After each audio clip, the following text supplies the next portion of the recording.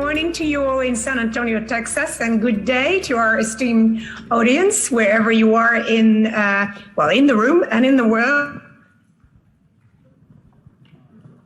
My name is Servane Mouazan, and I'm founder of Conscious Innovation, and I'm so pleased to be your co-host for this session.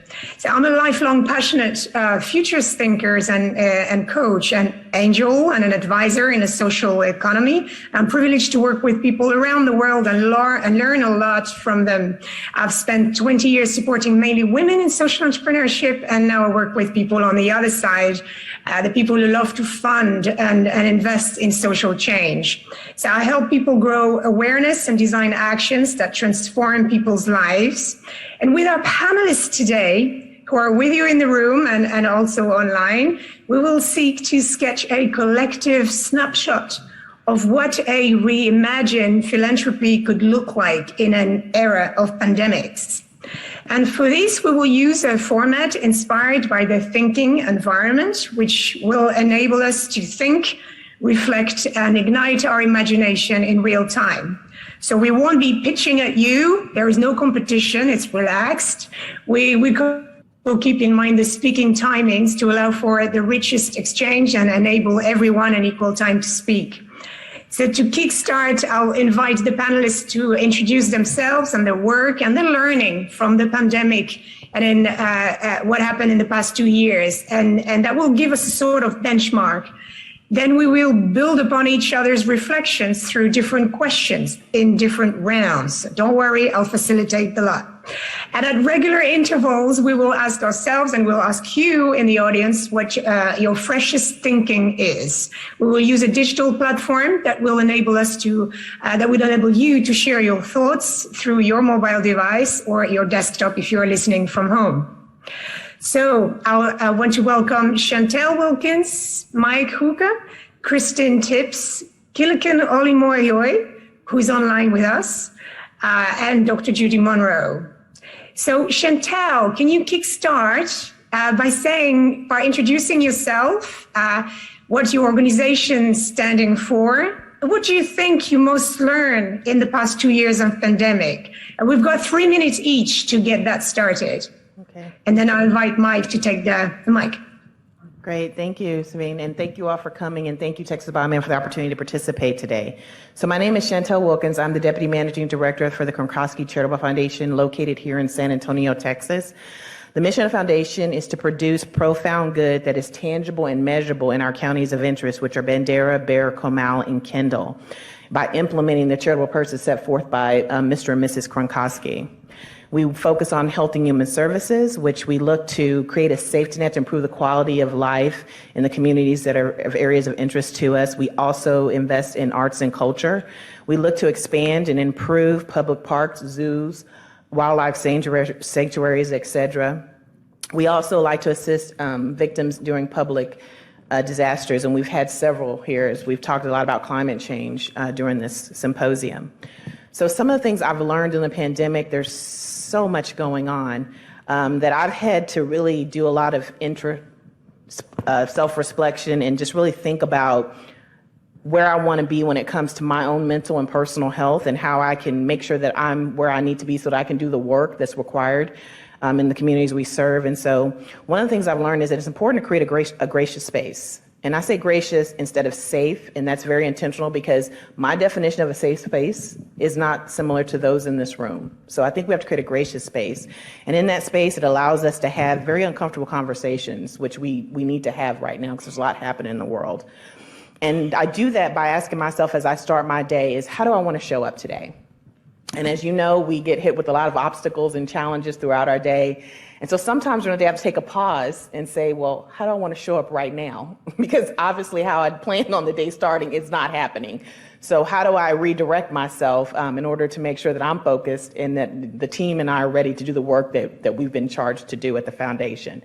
And so with that, I also have to look at asking my son, my colleagues and my team, the people I work with and myself, what can we celebrate today or this week? You know, we can't discount the small victories. I think we all have to take a moment and appreciate those. guess it's my turn. My name is Mike Goeke, and I am the executive director of the J.E. and L.E. Mabee Foundation. I live in Midland, Texas. And as a representative of the Mabee Foundation, I feel a little bit like the cranky old man telling kids to get off his lawn. We have been around since 1948.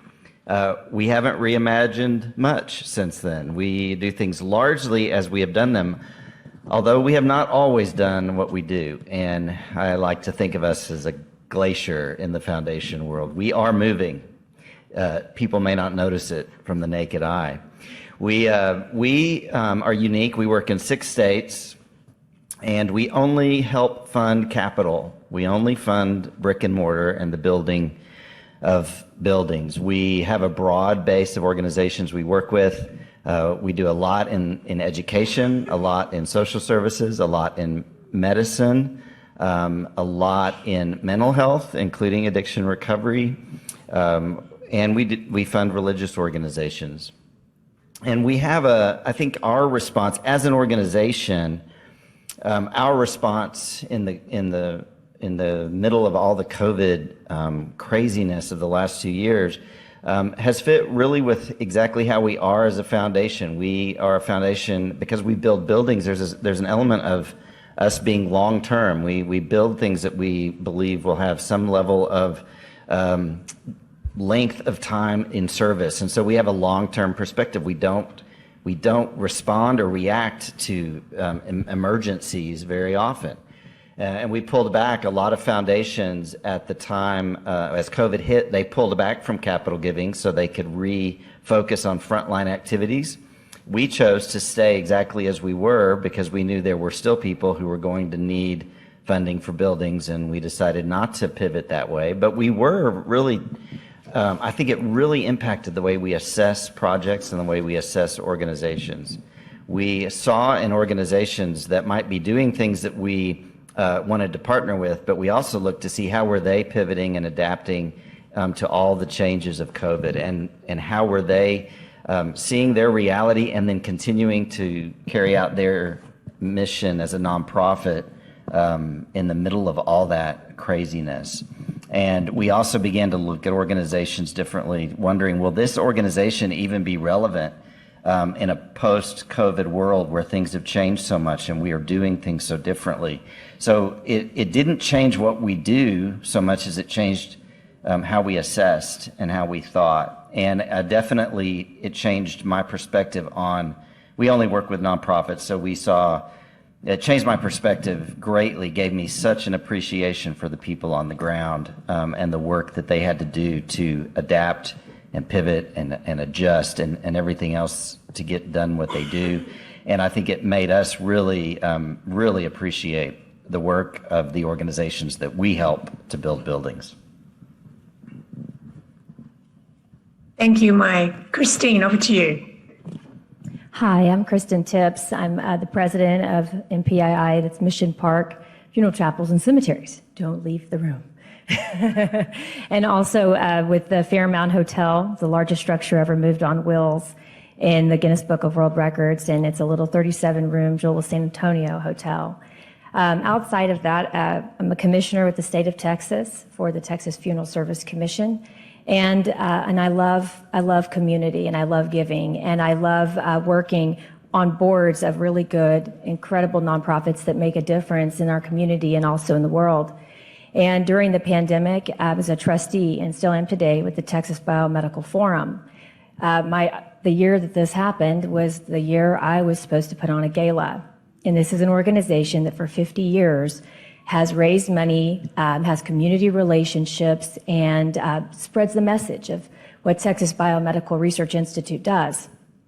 And everything was basically at a stop at this point. This was the largest fundraiser, and the money that we give to the Institute goes for seed grants for new scientists with new ideas so that they can get larger grants.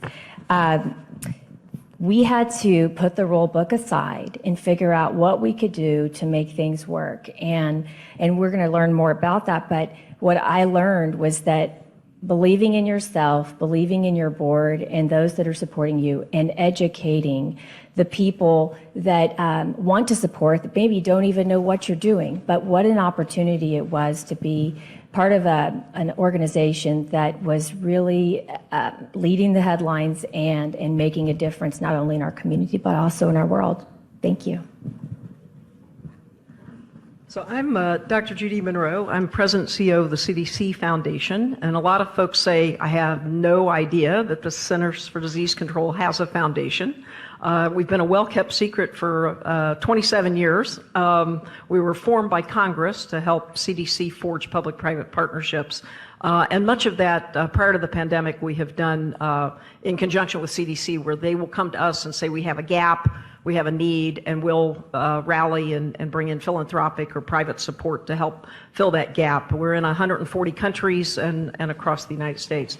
The pandemic created the situation for us to quickly reimagine the CDC Foundation. When I became CEO, my burning question was, wow, what is the optimal role that the CDC Foundation should and can play in the ecosystem, given all the complex problems that have been facing public health in our world and continue to become more complex. So when the pandemic hit, we reimagined our fundraising, and we went from I mentioned yesterday when I gave some opening remarks, we started crowdfunding. I had a rabbi in New York call me a few weeks into the pandemic, and he said, I've got a CEO of a platform, a crowdfunding platform that's willing to do some pro bono work. Much to maybe the chagrin of my team, I said, yep, let's do this. And the next week we had a room full of rabbis from New York City that were working with my team to build for the first time the CDC Foundation's platform for crowdfunding, which we launched, and it was incredibly successful and very great thanks to Charity. Charidy was the platform we used. We also leaned in with cause marketing and a number of partners. I can't even begin to take the time to talk about all the unique partnerships that we developed. And then we also pushed the bounds because our mandate is very broad for public health. It's not limited to CDC. So because our fundraising was so successful in the midst of the pandemic, it gave us an opportunity to pivot and work directly with grantees, helping community-based organizations all the way up to research. Just to give you an idea of our growth through the pandemic, folks have asked me, I think prior to the pandemic, we had in total about 200 employees, both core staff and CDC Foundation field staff. Today, we have over 3,500 CDC Foundation field staff. We have staff in every state health department in the country to try to help our beleaguered health departments. And they were so hit hard during this. We've helped with the mental health issues to support our health officers and a whole variety of things. Again, kind of soup to nuts because we have a very broad mandate. Thank you so much, Judy. Thank you. Kileken, over to you. Thank you so much, Servane. Yes, so my name is Kileken ole-Moi. Can you put up the first slide that I had, if possible? Thank you very much. And so what you see on the screen here on the left is my grandmother. This was in the late 1960s. And she's sitting on the ground listening to a tape recording, and it's a tape recording of the voice of my father. My father had grown up in Tanzania as a traditional Maasai cattle herder as a little boy. And at the time, the British government, the colonial administration, required that each community send one person to school. And so my father was selected among his siblings to go to school because he was the worst at looking after the cows. So his mind would wander, and the cows would also wander and get eaten by leopards and other things. And so he was sent to school as punishment. He ended up doing fairly well. And as a result of a scholarship from the Aga Khan Foundation, he was able to then attend Harvard College and then stayed on for Harvard Medical School and met my mother in Boston. And that other side of the picture is my mother's family. And it seems like two completely separate worlds, but To me, this is, not only is it part of who I am, and I have that, the Aga Khan Foundation to thank for my existence, essentially. But it's also, to me, reminiscent of the world in which we live in, and that it's increasingly interconnected. You see these two pictures looking from as if they're on, two separate planets almost, but they came together, and there's more and more stories like this. This is obviously not a unique story in a way, but it's helped to shape my perspectives on life. And this became even more apparent during the pandemic as well. So I work for Novartis, which is an international pharmaceutical company. We reach about 800 million patients a year. We are present in roughly, we have people working with 140 different nationalities, 108,000 different employees around the world. And I work as the head of strategy for global health and corporate responsibility. And so within that scope of work, I've been very much focused on pandemic response. And over the past 2 years, one of my key learnings has been just really the power of science and the power of people. You had pharmaceutical companies who are typically competitors coming together, the CEOs meeting sometimes, on a monthly or quarterly basis to share insights, share ideas, share what we're working on, all with the common purpose of trying to defeat the pandemic. And to me, that was just really eye-opening to see what's possible when we are all confronted with a common challenge. That's wonderful. Thank you. Thank you very much, everyone. So I'm hearing that you've been creating gracious, safe spaces to have uncomfortable conversation. Some of you are moving at the speed of pandemics or quicker than a pandemic. Some of you are moving at the speed of glaciers, but they're heavier to move, but they're moving. And some of you have changed how you assess how you fund. Some of you have broken barriers or are closer to the people you fund. You also relearn how to educate again about what you're doing and why you're doing things. You are all feel incredibly connected and interconnected, and to take up that challenge that the pandemic has been, and at the same time discovered other issues as well that emerge in the process. Thank you so much for your introductions. So I'd like to ask you now, in the next round, imagine, and please the audience, please think along with us. Imagine we are in 2025, and based on what you've experienced and based on what you've just heard from your colleagues and peers, very succinctly, we're going to do another round.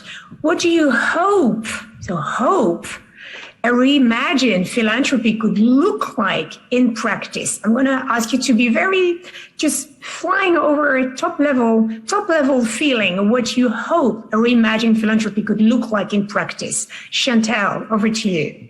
So I'd like to add a couple of themes to where we're talking about reimagining. So I think first we have to start to reassess philanthropy. In doing that, I think we need to accept that nonprofits should be given the space to tell their own stories and tell us what they need.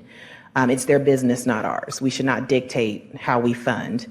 We have to build that trust-based relationship so that we can have those very candid, transparent, intentional conversations with those nonprofits on how to move the mission forward, either that of the nonprofit or that of the investor, whether you're foundation, corporate, it doesn't matter, or an individual. I think then we can start to reimagine.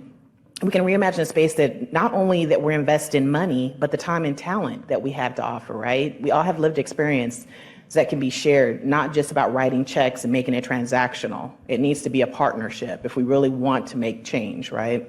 So we need to be thinking about those things. And then we need to look at the nonprofit ecosystem as in earned revenue models. We need to have earned revenue for nonprofits. They provide valuable services, and there's a way to capitalize on those opportunities. So we really need to be looking at that.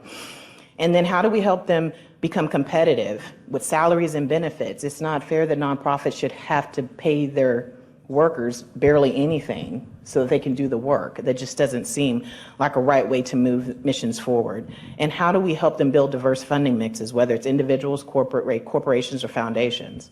Then we can have a time to discuss, as we're reimagining the dreaded, and I'm going to say it the M word, mergers.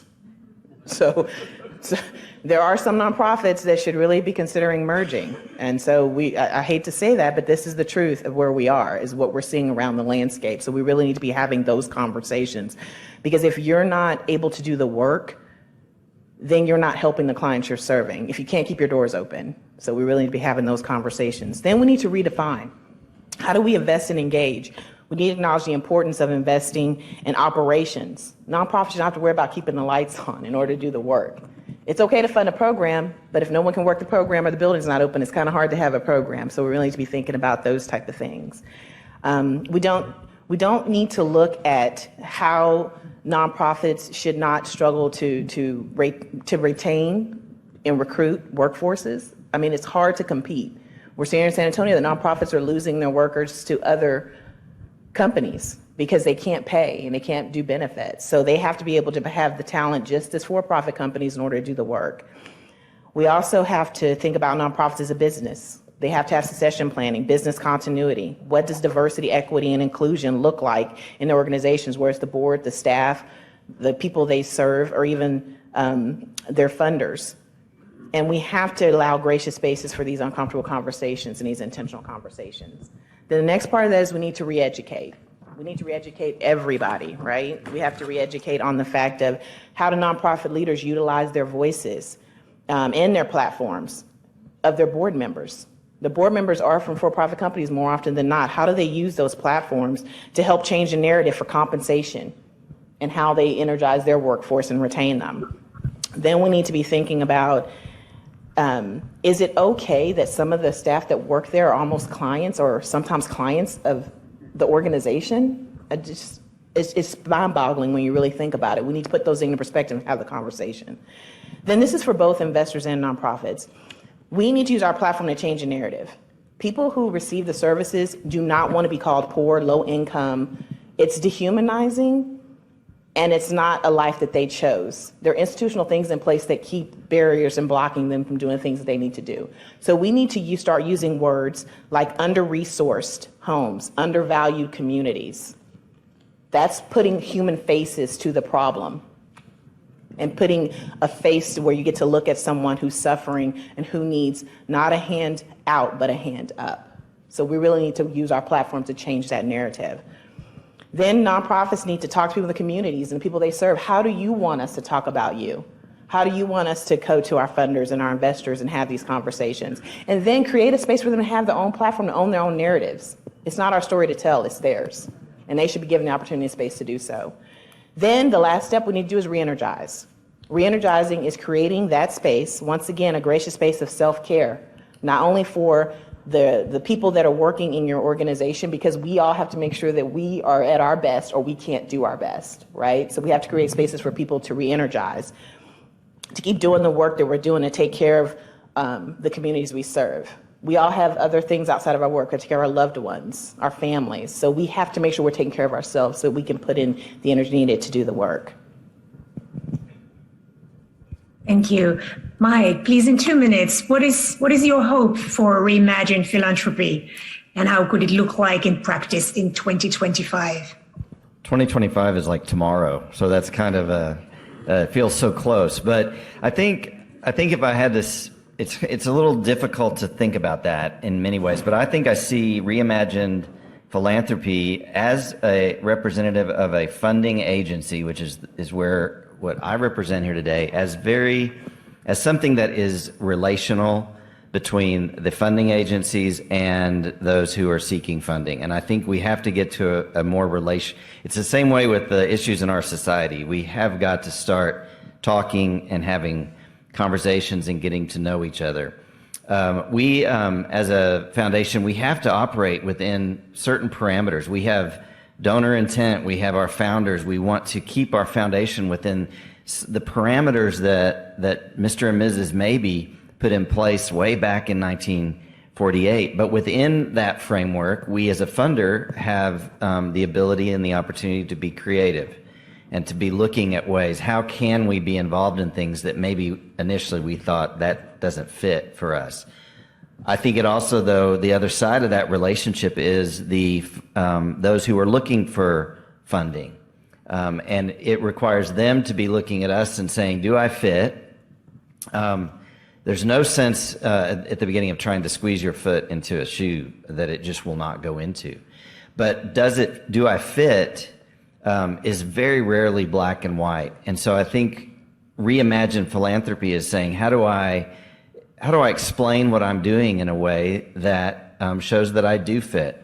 How do I talk about things? You cannot come to a foundation like the Mabee Foundation and talk down to us about how foolish we are for not participating. That's just not going to work. And nobody does it that directly, but believe me, we hear that. You need to come tell us, like Texas Biomed did when they came and talked to us about their care facility for non-human primates. We like vulnerable populations. Could there be any more vulnerable population than non-human primates? But that isn't why we funded them. And we didn't fund them because they were doing COVID vaccine work. We funded them because they were able to step in when the need arose and do COVID vaccine work. We were looking at a bigger picture that helped us see that philanthropy may not be the thing of the moment, but our philanthropy may be able to help impact organizations that, whether it's COVID or a pandemic or anything else that surfaces, that they can pivot, they can step in, and they can help meet a need. They can see a problem and see how they fix it. And I think Reimagine Philanthropy is both those sides coming together.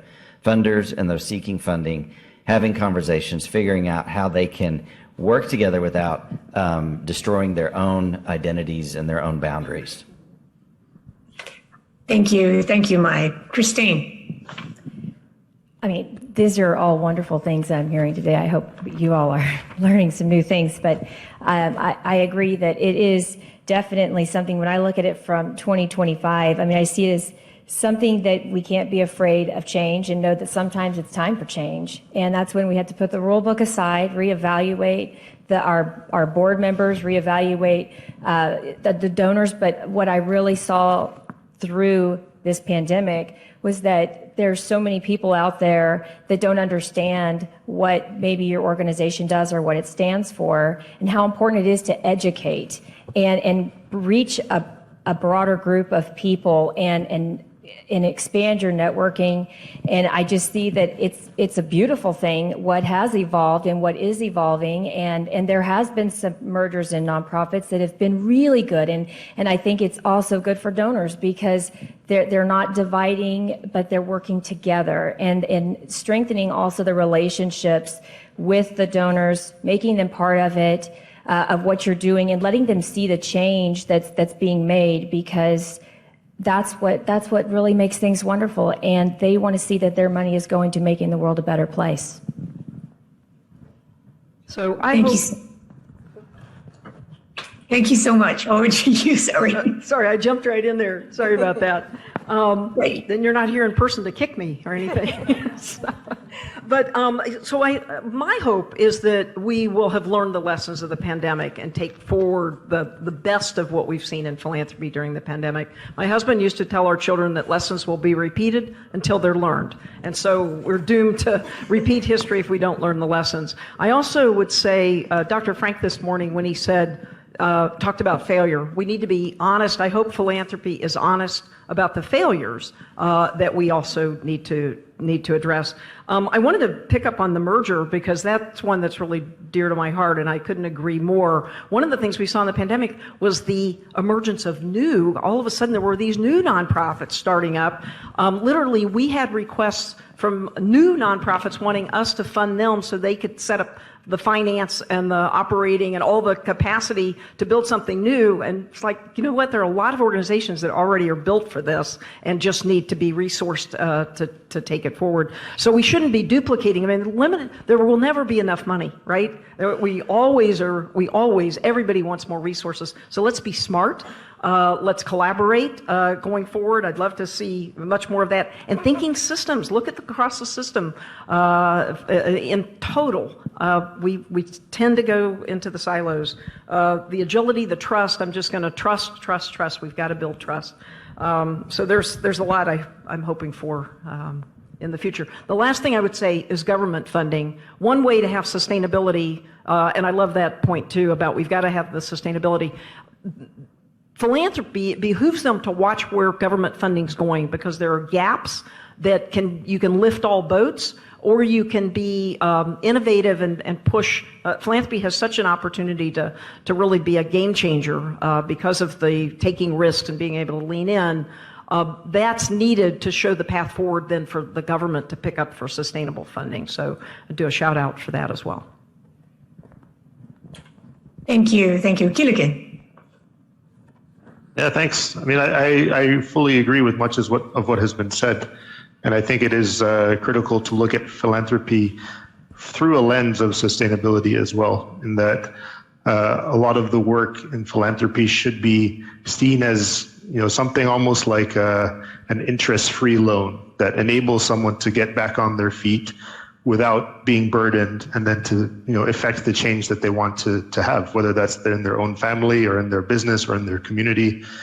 And within Novartis, what we've been trying to do, I believe philanthropy will always be necessary. For the past 20 years, for example, we've been donating all treatment for leprosy. And there are 350,000 new cases of leprosy every year. Many people think it's a disease that has in the distant past, but unfortunately it's not.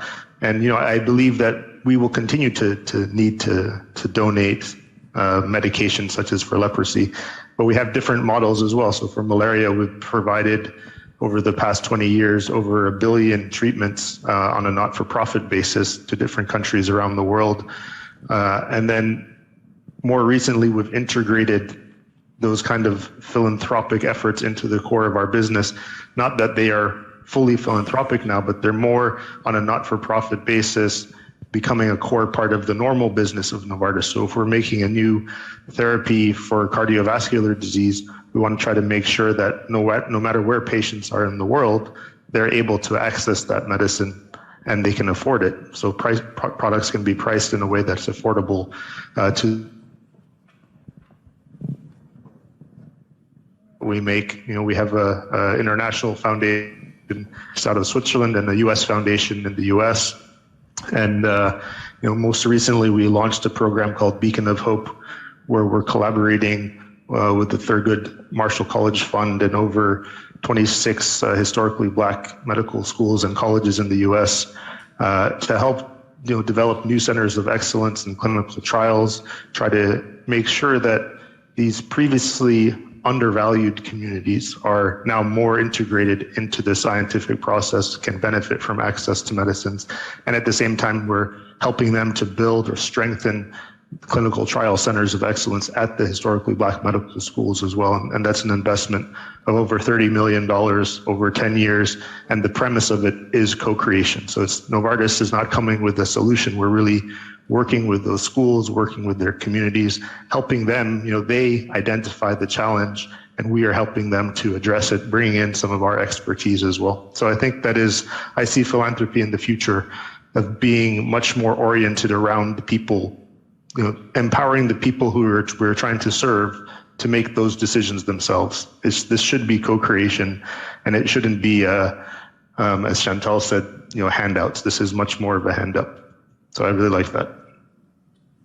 Right, so that I can see some patterns emerging here. Thank you all. There is no handout but hand up, a spirit of co-creation, getting to know each other much better, reinventing the way we establish relationships and try to come together to have really true dialogue, in-depth dialogue, conversation, and educating each other about what we can do, what we could do, what we would love to do, and what we think is great to do, especially, and really hear people with a lived experience, what they have to say. Wonderful. So next round, we're going to whisk through the next round. And I'd like to ask, and starting with Shantel, in 1 minute, that provocation, what are you assuming that is most limiting your thinking right now? What are you assuming that is most limiting your thinking right now? So speak from maybe your experience or your organization. And again, 1 minute, please, so that we have the time for everything. Okay, so I would say that our lived experiences and our unconscious bias and sometimes our microaggressions, if left unchecked, they limit the way we think and how we approach things. Thank you. Mike. I think just assuming that things will always be as they are today, or that things will not always be as they are today. I think you can get stuck in either one of those. I think for us as a foundation, for me as a leader of a foundation, the assumption that we can't change certain things, that we have to keep doing things within our foundation the same way in order to achieve our same purpose. I think I struggle, as has been mentioned here, sometimes with thinking that old organizations that have been doing things for a long time are inherently better than new organizations that might rise up, that actually may be poised to do it better. The new organization might be poised to do it better than the old organization. That's an assumption that I make. And I think just basically that whatever you fill in the blank, that we will always be doing things just like we're doing them right now. An assumption that can hinder creativity. Thank you. Thank you. Wonderful. Kristin. I would say what I've seen also is the assumption of fear of change. I think that when people are feeling that, what if I change? How are people going to think? It's important that you believe in yourself and your supporters and move forward. Thank you, Judy. So, wow, I could echo everything that everyone said, but I would say there's a limitation because of the fear of change, for sure. But the limit, I don't like to have limits, and so, but the limits that I see are the distractions, taking us off focus, because I think we can push through the limits, but there are so many competing priorities and demands that tends to be the limiting factor. Thank you. Kileken. Yeah, I think it'd be somewhat similar, on my side as well. Just this notion of, seeking comfort in what we already know and not really pushing ourselves into areas that are uncomfortable. And with the different from the pandemic to what we're seeing in Ukraine, I'd say there's a lot of a tendency to want to kind of pull back sometimes. And, the world, there are challenges like climate change that need a good amount of collaboration, much more than we've seen in the past. And we see efforts towards it. But I think there is a need to really take ourselves out of our comfort zones, do things differently, embrace the interconnectedness of ourselves in our communities, in our states, in our countries, in the world, really, because there are challenges that really affect all of us around the world. And if we're not willing to open our minds to that, then it's easier to just, retreat into our shell and sometimes pretend that we can, ignore it. And I think that will be to the detriment of all of us if we don't really embrace, the bigger challenges that face us. Thank you. Thank you. So I'd like you to really think. We're thinking right now that if we assume something more freeing, what new ideas might emerge? And you might want to use the insight that came up for you during this session. That's a bit of a provocation. If you assume something more freeing, what new ideas might you have? Shantel, are you okay to start? Yes. So I think we're at a critical moment right now in philanthropy and a realization that it's time for us to really think about our investments. And we've talked about these themes today, all of us: capacity building, sustainability, right? Organizations have to be viable. It was mentioned, thank you for talking in the keynote earlier on day one about we have to invest early, right? So that we can be prepared, as Larry said, to Dr. Schlesinger, to pivot when the time comes. So think about how we can be proactive in philanthropy to set organizations up. Kronkosky Charitable Foundation is very bullish about investing in sustainability and capacity building and looking at nonprofits as a business. And how do we approach that?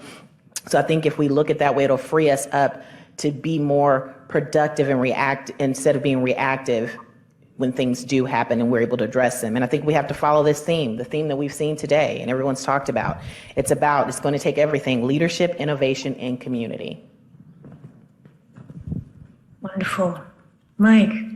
Yeah, I think assuming anything is bad, you all know what happens when you assume, right? Makes an ass out of you and me. It's not a good thing. And I think we need to pull back on assumptions, and I think we just need to start learning just to look factually at what is happening in our world. What is our reality today? It's so easy to assume that person is lying, or that person is lying, or that person's off base, or that person's off base, or only that person is reliable. And I think we need to pull back from that, and we need to look and say, and somebody, Judy may have said, the noisiness, the distractions. We've got to quit just responding to. We are in control of our time and what we put our energy into. We don't have to respond to somebody's demands. And so we put the noisiness aside and we say, what's the problem and what can I do to help it? I think, to me, just the biggest thing that needs to happen, and it would involve all these people who are talking and all their ideas coming together. It's that idea of collaboration. How do we learn to set aside our assumptions and to come together and help solve the problem of the day? The problem of the day may be different tomorrow, but what's in front of us and what do we do to move forward and together to solve that problem? Well, we saw a lot of interesting things emerge. I mean, live stream, Zoom meetings, being able to multiply our time. In my professional, what we did professionally was created the very first drive-in funeral theater when 10 people could be in a chapel, and it's very hard to tell families you can only have 10 people in a chapel. Now we created a way you could have a large screen in the parking lot, drive up, be in your car, in the comfort of your car, turn the radio station to hear what's happening, and that family who's in this big chapel all alone, the minister says, if you can hear this, will you please honk your horns? We want them to feel the love. And they're in there in a large chapel alone, just 10 of them, and they hear those horns and they can see that there's supporters there because there's live stream. But there's something about people. You want to be with people and you want to still know that support exists. And that's something that we did there. And through the Texas Biomed Forum, I was the gala chair that year of the pandemic. And we had to pivot quickly, and a lot of galas were trying to do something like drop off food. It was very hard, and it was getting difficult on how do you keep people's interest and how are we going to meet the goals that we still had, and it was so relevant that we did. We created an antique auction and brought it on a global platform, and so many people would help us with messaging and manpower or even donations. But what we discovered was that we really brought in our message and the people that wanted to support us. Our sponsorship was incredible. Having these antique auction we had people that supported Texas Biomedical Research Institute and the forum, donated beautiful items, and they went on a live auction here in San Antonio. It was a huge success, and by the time we had this auction, it was in person or electronic. We wanted to make sure we were feeling very empathetic to everyone that would want to support, make sure we're making friends, not enemies in any way. But it was a huge success. We were even administering the vaccine at the auction. And we gave a record-breaking amount of a donation to the biomed that year in 50 years. So it was a huge success, and I think that you see it as an opportunity. Challenges in life make us thrive and make us get creative, and I think that's just a great thing. I will build on that because as I was sitting here thinking about what's most freeing for me is that when I don't have to have all the answers. What I need to do, and I think the freeing part, is to unleash the collective wisdom, the collective talent toward problem solving. And I think that's where philanthropy is at its best, because philanthropy can set the table. The other thing I would just say, I was very inspired by the youth panel earlier today, and if we really want to unleash the talent, let's do that with our youth. Wonderful. Kileken. Yeah, thanks. I mean, I would just say that, clearly the pandemic forced us to do things differently than we had ever done before, from the geopolitical level down to the most personal level as well, in our day-to-day lives with our families. and as Kristin was just describing as well. And there is a lot of challenge that was with that and a lot of beauty that came out of it. And it was amazing to also see how adaptable we can be as individuals as well. And I think those are things that we shouldn't let slip away. We should be curious. We should ask questions. The way that we're doing things now, even if we've been doing it for the past 10 years, doesn't mean that it's the right way to do it. We should ask the questions and have some personal ownership and accountability, and just really be introspective about ourselves and also our organizations. Like, are we doing the best that we can actually accomplish? And are we taking on board the lessons that we've learned ourselves and that we've seen others, the experiences that others have gone through as well? This is wonderful. So let's bring our friends together in the audience. And I'm going to share my screen. Are you going to be able to answer that question? So if you take your mobile phone, or if you're far away or further away than Texas, you use a desktop and you go to menti.com, menti.com, and you use the code 3541, as written at the top of the screen, 3541 and 1460. And when you're ready, you answer the simple question: what is your freshest thinking after what you heard today? What went through your head? What is your freshest thinking? And as you're doing that, and I hope I'll be able to see the answers popping up fairly quickly, let me just share with you what I've heard. So as a way of, if we assume something more freeing, what new ideas might we have that we will be bolder to look at nonprofit as businesses? We would put the noisiness aside. There will be a renewed desire for collaboration and creativity from a personal and as well as from a collective aspect. I've heard wonderful stories about different ways to love, to bring people together, to support each other, to care and imagine together. And I heard that fantastic strength of being able to unleash collective wisdom from all generations, and new desire and a desire for new ownership and new accountability. Wow! So I really want to hone on these not just wishes, but these options that we have for the future, and how philanthropy can look like when we put our energy towards these ideas. So what do we have in the audience? What is your freshest thinking? You have been inspired. One of the ideas, co-creation with undervalued individuals and communities.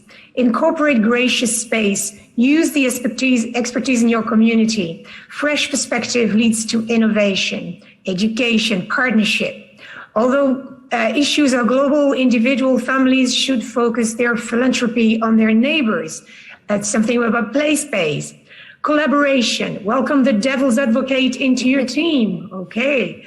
Nonprofit and philanthropists should talk more about how funding works, how nonprofit function, keeping the discussion separate from a funding request. Let's think together. Reimagining is redefining. Connect with those we aim to help. Hand up, not hand out. The M word merges when useful. Ooh. Create cultural science, communication, theater, and culture park to discuss scientific research to the community, lecture series, and share new art pieces and connect art communities for building trust. The speed of trust, reevaluate, reimagine, redefine, hand up, no hand out. Open books showcasing the interest, open books showcasing the proactively create platforms to action these ideas for the ways that fundies and funders work together. Listen, be receptive. Merging, there you go again, merging nonprofits to unlock and leverage capabilities for better service.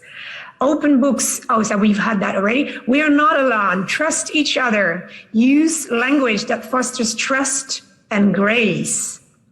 We can do more if we include a greater depth of people. Different age groups provide different outlooks. Youth can have wisdom and energy. Age can have stamina as well as perspective. Learn to use social media. Was that an injunction? Build a bigger table for people to join and help. Break down walls. Merge nonprofit. I think we heard the message. Fantastic. Changing the narrative of how we talk about the communities we serve. Fantastic. Keep it coming, and I'll share these wonderful pieces of thoughts and reflection and precious thinking to our host today. So as we're coming slowly to an end, I'd like a last word from our panelists today. If you have in 1 minute, a word to share about not for you to share a panel with other activators of philanthropy and also the audience and the beautiful things they've said today. What is the thought you're living with today? 1 minute each before we cut down. So I'm leaving with the theme of the symposium. I mean, leadership, community innovation. I'm ready to move that mission forward. Yeah, and I think there's so many funding organizations, and we all are doing different things, and we all have different focuses. And I think that again, the last word is how do you all who might be looking for funding, how do you assess the organizations you reach out to, and how do we as funders assess you, and how do we come together and partner and collaborate and understand that not everything is for everybody. Thank you. Philanthropy is so important. It's so important for everything that we see, everything we do, and it makes our communities a better place. It makes the world a better place, and it's important. And I've gotten so much valuable information today, but the working together, communicating, being empathetic with the nonprofits and with the donors, and in communicating with grace. I loved that point. It was beautiful, but I think we've all learned so much today. Yeah, I'm leaving inspired. I'm seeing lots of possibilities and have great hope for the future despite the wicked problems that we're all facing. Kileken. Those all really resonate very well. I would add just the feeling of interconnected. I'm sitting here in Switzerland speaking to an audience in Texas, and Servane, you're in the UK, and yeah, I just feel that the world is a smaller place than we think sometimes. So for me, it's really that interconnectedness, and then the importance of co-creation with the people that we're aiming to help. So really, if we're going to take time or spend resources helping people and communities, let's make sure that they really have a say in how those resources are used, and we don't box them in any way. So it's the spirit of co-creation. Thank you. I really want to appreciate you all and our audience for bringing about messages of love and provocation, also message that you have been learning loads and tons, and you have got a renewed energy to continue the work. So thank you all for your participation, and thank you for our host today in the symposium, and I wish you a wonderful last meetings with wonderful guests. My name is Servane from Conscious Innovation, and bye-bye.